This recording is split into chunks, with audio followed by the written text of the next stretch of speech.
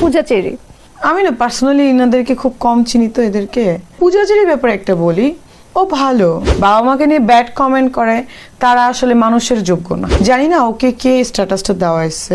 কোনো সন্তানের কাছে কিন্তু কোনো বাবা বা মা কিন্তু খারাপ না। এই বাবা মার দোয়াতে আমার মনে হয় আমি অনেক কিছু করে ফেলেছি। পূজা চেরিকে নিয়ে চটলেন মিষ্টি জান্নাত।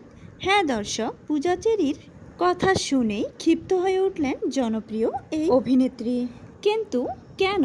পূজা চেরির সঙ্গে তার কী এমন শত্রুতা রয়েছে?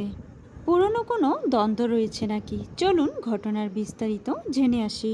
মাত্র 25 বছর বয়সী পূজা চেরিকে সহ্য করতে পারে না 34 বছর বয়সী মিষ্টি জান্নাত।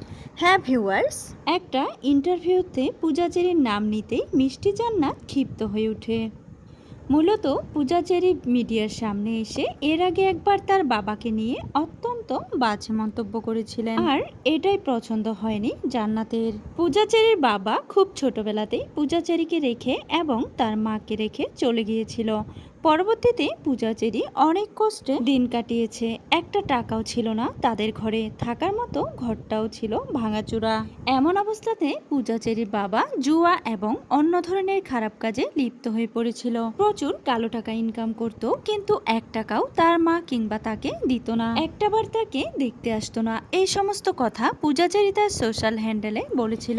এটাই মিষ্টি জান্নাতের পছন্দ হয়নি। মিষ্টি জান্নাতের একটাই কথা, তার বাবা এবং মা দুজনের কাউকে ছাড়াই সে জন্মাতে পারত না। তাই তার বাবা যত বড় অপরাধী হোক না কেন, সবসময় তার বাবাকে তার সম্মান দেওয়া উচিত ছিল। কিন্তু সে জনসমক্ষে এসে তার বাবাকে ছোট করেছে, এটা একদমই আমার পছন্দ হয়নি। হ্যাঁ ভিউয়ার্স, এই বিষয়টি নিয়েই পূজা চেরির উপর ক্ষিপ্ত মিষ্টি জান্নাত।